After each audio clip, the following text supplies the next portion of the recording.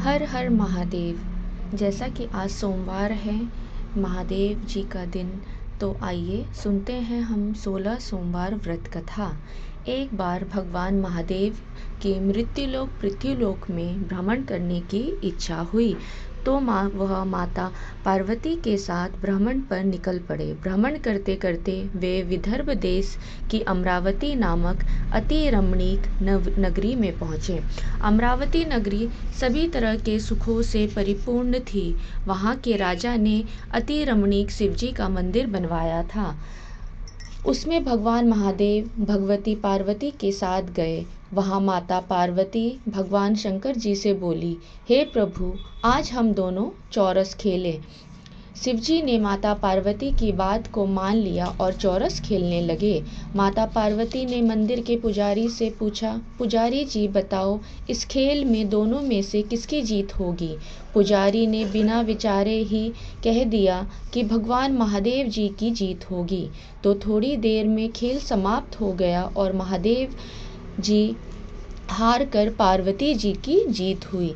अब माता पार्वती ने पुजारी को झूठ बोलने के अपराध में श्राप देना चाहा, तो भगवान महादेव ने पार्वती जी को बहुत समझाया, लेकिन वे नहीं मानी और पुजारी जी को कोढ़ी होने का श्राप दे दिया।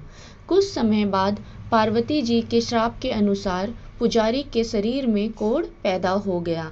इस कारण पुजारी बहुत दुखी रहने लगे। इस प्रकार कष्ट भोगते हुए कई दिन बीत गए।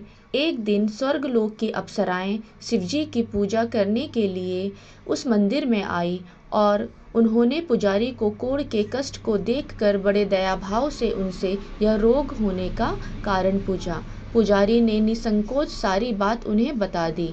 तब वे अप्सराएं बोली, हे पुजारी जी, तुम अधिक दुखी मत हो। भगवान शिवजी तुम्हारे कष्ट को दुख को दूर कर देंगे। तुम भक्ति भाव से 16 सोमवार का व्रत करो। पुजारी ने अप्सराओं से 16 सोमवार व्रत की विधि को पूछा। अप्सराओं ने बताया कि जिस दिन सोमवार हो उस दिन भक्ति के साथ व्रत करो और स्वच्छ वस्त्र पहनकर आधा सेर गेहूं का आटा लो और उसकी बाटी बना लो। गुड़ व घी मिलाकर चूरमा बनाओ। अब उसमें 3 भाग करो। फिर घी, गुड़, दीप, धूप, पुंगीफल, बेलपत्र, जनेव जोड़ा, चंदन, अक्षत्र, 3 पुष्पादि के द्वारा प्रदोष काल में भगवान शंकर की विधि पूर्वक पूजा करो। पूजा करने के पश्चात तीनों भागों में से एक भाग शिवजी को अर्पण करो और बाकी 2 भागों को शिवजी के प्रसाद के रूप में उपस्थित जनों में बांट दो और फिर स्वयं भी प्रसाद ग्रहण करो। इस विधि से 16 सोमवार व्रत करो। फिर 17वें सोमवार के दिन पाव सेर गेहूं के आटे की बाटी और उसमें घी तथा गुड़ मिलाकर चूरमा बनाओ और शिवजी का भोग लगाकर उपस्थित भक्तों में बांट दो। बाद में स्वयं सब परिवार प्रसाद ग्रहण करो तो भगवान शिवजी की कृपा से तुम्हारे मनोरथ पूर्ण हो जाएंगे। ऐसा कहकर अप्सराएं स्वर्ग को चली गई। ब्राह्मण ने यथाविधि 16 सोमवार व्रत किया तथा भगवान शिवजी की कृपा से कोढ़ से मुक्त होकर आनंद पूर्वक रहने लगा। कुछ दिन बाद अब पुनः भगवान शिव और माता पार्वती उस मंदिर में आए। तब ब्राह्मण को निरोग देखकर पार्वती जी ने ब्राह्मण से रोग मुक्त होने का उपाय पूछा, तो ब्राह्मण ने 16 सोमवार व्रत के विषय में बता दिया। तब माता पार्वती ने अति प्रसन्न होकर ब्राह्मण से व्रत की विधि पूछी और फिर उसी विधि के अनुसार व्रत करने शुरू कर दिए। उन्होंने व्रत करते हुए कामना की कि उनका पुत्र उसके पास वापस लौट आए।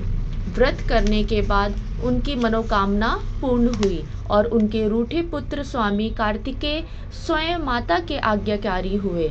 कार्तिकेय जी ने अपने इस विचार परिवर्तन का रहस्य जानना चाहा और वे माता पार्वती जी से बोले, हे माता जी, आपने ऐसा कौन सा उपाय किया जिससे मेरा मन आपका आज्ञाकारी हुआ? तब माता पार्वती ने कहा कि उन्होंने 16 सोमवार के व्रत किए थे। स्वामी कार्तिकेय जी बोले, मैं भी इस व्रत को करूँगा क्योंकि मेरा प्रिय मित्र ब्राह्मण दुखी मन से परदेश गया है, मुझे उससे मिलने की बहुत इच्छा हो रही है।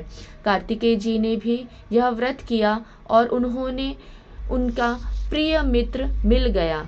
उस मित्र ने उनसे इस आकस्मिक मिलन का रहस्य पूछा तो वे बोले, हे मित्र, मैंने तुमसे मिलने की इच्छा से 16 सोमवार का व्रत किया था। अब ब्राह्मण मित्र को भी अपने विवाह की इच्छा हुई। स्वामी कार्तिकेय जी ने व्रत की विधि पूछकर उसने यथाविधि व्रत किया। व्रत के प्रभाव से जब वह किसी काम के संबंध में विदेश गया तो वह वहाँ के राजा की लड़की का स्वयंवर था। राजा ने शर्त रखी थी कि जिस राजकुमारी के गले में उसकी हथनी माला डालेगी वह उसी के साथ अपनी प्यारी पुत्री का विवाह कर देगा।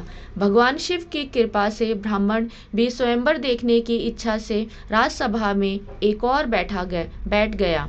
नियत समय पर पूरी तरह सजी हुई हथनी आई और उसने उस ब्राह्मण के गले में माला डाल दी। राजा की शर्त के अनुसार बड़ी धूमधाम से राजकुमारी का विवाह हुआ। उस सुंदर ब्राह्मण के साथ कर दिया गया। राजा ने ब्राह्मण को बहुत सा धन और सम्मान देकर संतुष्ट किया। ब्राह्मण सुंदर राजकुमारी के साथ सुखी जीवन व्यतीत करने लगा। एक दिन राजकुमारी ने अपने पति से पूछा, हे प्राणनाथ, आपने ऐसा कौन सा पुण्य किया था जिसके प्रभाव से उस हथनी ने सारे राजकुमारों को छोड़कर आपके गले में माला डाली थी। ब्राह्मण ने कहा, हे प्रिय, मैंने अपने प्रिय मित्र कार्तिकेय जी के कथा अनुसार 16 सोमवार का व्रत किया था, जिसके प्रभाव से मुझे तुम जैसी रूपवंती पत्नी मिली है। व्रत की महिमा को सुनकर राजकुमारी ने पुत्र कामना से व्रत किया। शिवजी की कृपा से उसने एक अति सुंदर, सुशील, धर्मात्मा और विद्वान पुत्र को जन्म दिया।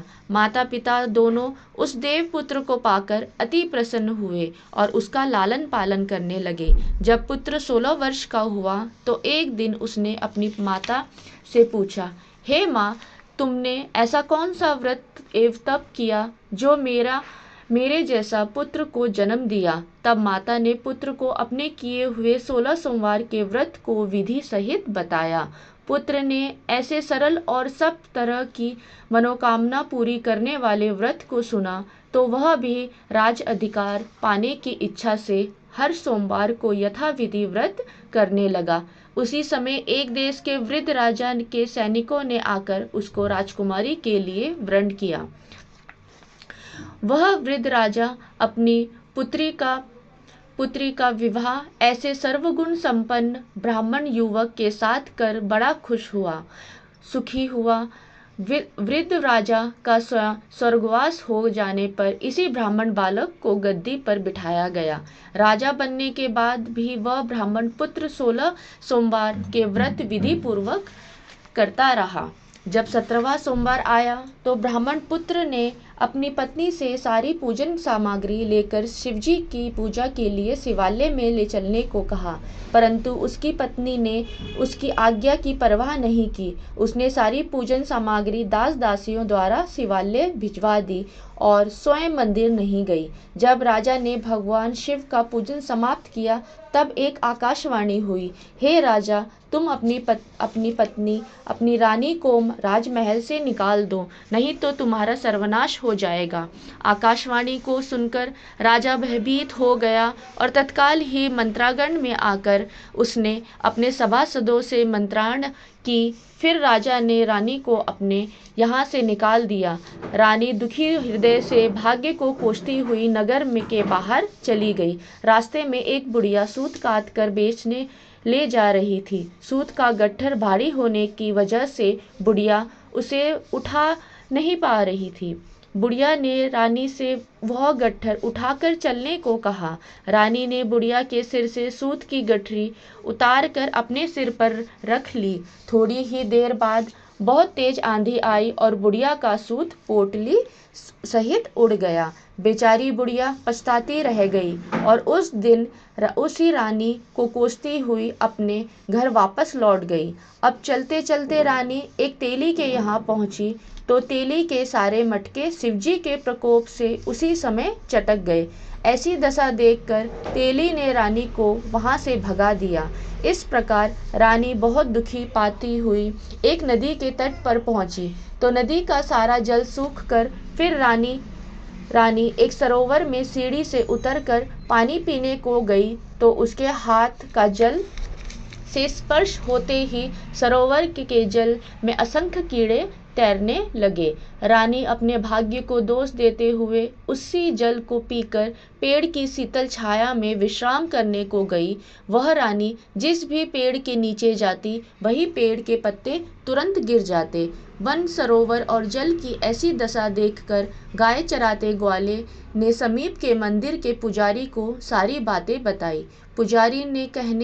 पुजारी के कहने पर ग्वाले रानी को पकड़कर पुजारी के पास ले गए। रानी के मुख की कांति और शरीर की शोभा देखकर पुजारी ने सोचा कि यह अवश्य ही कोई किस्मत की मारी कुलीन स्त्री है।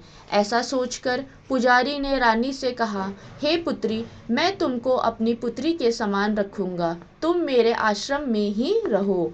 मैं तुमको किसी प्रकार का कष्ट नहीं दूंगा। पुजारी के ऐसे वचन सुनकर रानी को धीरज मिला और वह आश्रम में रहने लगी। परंतु आश्रम में रानी जो भोजन बनाती वह सड़ जाता, जल भर के लाती तो उसमें कीड़े पड़ जाते। अब तो पुजारी भी दुखी हुए और उन्होंने रानी से पूछा, हे बेटी, तुम्हारे ऊपर कौन से देवता का कोप है जिससे तुम्हारी ऐसी दशा हुई है। पुजारी की बात सुनकर रानी ने भगवान शिव के पूजन का बहिष्कार करने की सारी कथा सुनाई तो पुजारी ने रानी से कहा, देवी, तुम सारे मनोरथ को पूर्ण करने वाले 16 सोमवार व्रत को करो।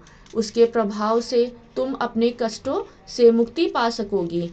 पुजारी की बात सुनकर रानी ने 16 सोमवार व्रत की विधित संपन्न किया। 17वें सोमवार को व्रत का उद्यापन किया। व्रत के प्रभाव से राजा के हृदय में विचार आया कि रानी को गए हुए बहुत समय व्यतीत हो गया है। अब वह न जाने कहाँ कहाँ भटक रही होगी। उसे ढूंढकर वापस लाना चाहिए। यह सोचकर राजा ने रानी की तलाश में चारों दिशाओं में दूत भेजे। वे दूत रानी को ढूंढते हुए पुजारी के आश्रम में पहुंचे। वहां रानी को पाकर उन्होंने पुजारी से रानी को भेजने को कहा, परंतु पुजारी ने उनसे मना कर दिया।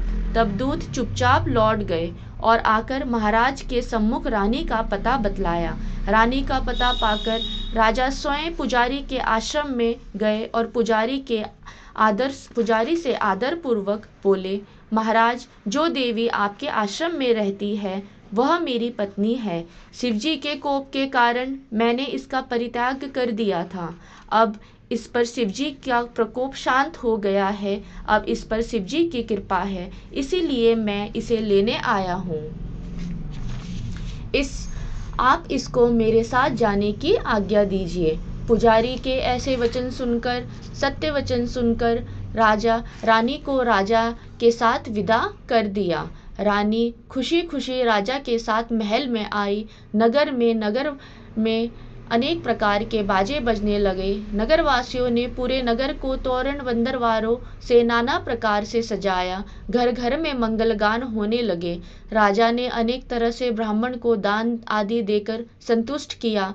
याचकों को अन्न, वस्त्र, धन आदि दिया। इस प्रकार राजा शिवजी की कृपा का पात्र हो राजधानी में रानी के साथ सुखपूर्वक रहने लगा।